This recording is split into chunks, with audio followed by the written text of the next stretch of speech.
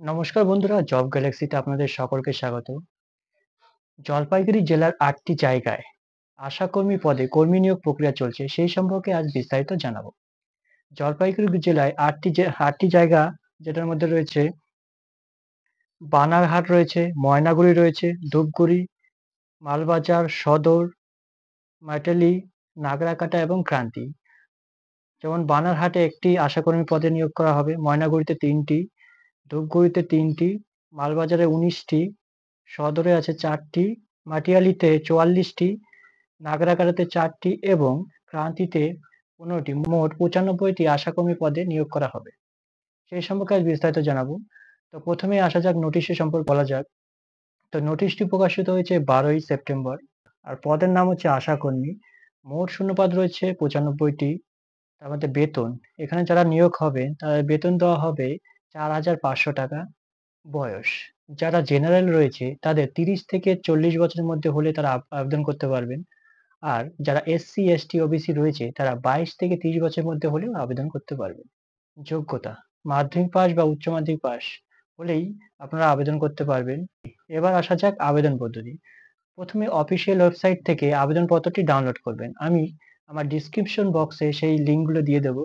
যে ৮টি জায়গা রয়েছে, প্রত্যেকটি জায়গায় আলাদা, আলাদা লিঙ্ক রয়েছে। কেউ যদি মেটালি থেকে আবেদন করতে চাও তাহলে সেই লিঙ্কটাও আলাদা রয়েছে। কেউ যদি সদর থেকে আবেদন করতে চাও তার লিঙ্কও আলাদা রয়েছে। আমার ডেসক্রিপশন বক্সে গেলে সেই লিঙ্কে ক্লিক করলে সমস্ত ফর্মটা চলে আসবে। তোমরা সেটা সেখান থেকে ডাউনলোড করে নেবে। ডাউনলোড করে সমস্তটা পূরণ করবে। দেখো এখানে যে ফর্মটা দেওয়া আছে, প্রত্যেকটি জায়গায় ভিন্ন, ভিন্ন ফর্ম রয়েছে।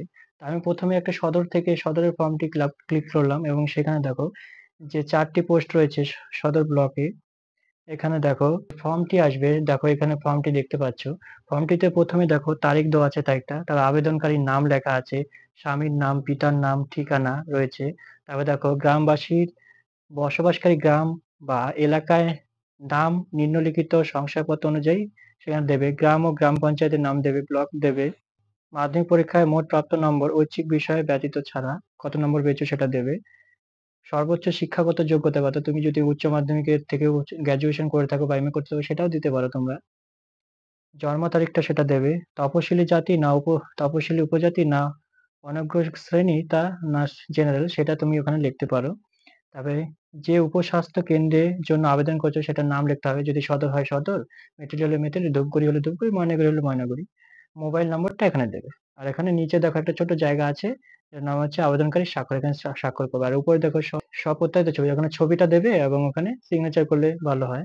করবে। পুরোটা ফর্ম ফিল আপ হয়ে গেল। তার সাথে কি, কি ডকুমেন্টস জমা দেবে? তার সাথে দেখো ডকুমেন্টস এর মধ্যে রয়েছে ভোটার কার্ড দেবে, জেরক্স করে রেশন কার্ড দেবে, আধার কার্ড দেবে, অ্যাডমিট কার্ড দেবে। অন্যান্য শিক্ষাগত যোগ্যতার প্রমাণপত্র হিসাবে সেটা জেরক্স করে দেবে। জাতিগত শংসাপত্র প্রমাণ দেবে, এসসি, এসটি কার্ডগুলো যেটা হয়। পাসপোর্ট সাইজের ছবি, ২ কপি পাসপোর্ট সাইজের ছবি দেবে। পুরো ফর্মটি ফিল আপ করবে এবং যে ডকুমেন্টস এর কথা বললাম, পুরো ডকুমেন্টস গুলো সেটার সাথে একটা প্রিন্ট করে একটা খামের মধ্যে ভরে নিজ বিডিও অফিস, অর্থাৎ যদি ময়নাগুড়ির যে বিডিও অফিস রয়েছে সেখানকার অ্যাড্রেস দেবে। আর যদি সদরে হয় সদরের অ্যাড্রেস, আর ধূপগুড়ির বিডিও অফিসের যে অ্যাড্রেস রয়েছে পুরোটা খামের মধ্যে লিখে উপরে অ্যাড্রেসটা দিয়ে সে বিডিও অফিসে জমা করবে। রবিবার ছাড়া যে বাদবাকিগুলো দিনগুলো আছে সেখানে গিয়ে তোমরা জমা করতে পারো। এবার বলছি যে নিয়োগ কি করে হবে? তোমরা যে শিক্ষাগত যোগ্যতা রয়েছে তার সার্টিফিকেটের ভিত্তি করে কিছু নম্বর হবে এবং ইন্টারভিউ তোমাদের নেওয়া হবে। এই ইন্টারভিউর মাধ্যমে প্রার্থী নিয়োগ করা হবে। আবেদন শেষ হবে ১২ই সেপ্টেম্বরে, ফর্ম ফিল আপ শুরু হয়েছে। আর ২৭শে সেপ্টেম্বরে আবেদন প্রক্রিয়ার শেষ তারিখ। তো ২৭ তারিখের আগেই তোমরা ফর্ম ফিল আপটা পূরণ করে সেটা জমা দেওয়ার চেষ্টা করবে।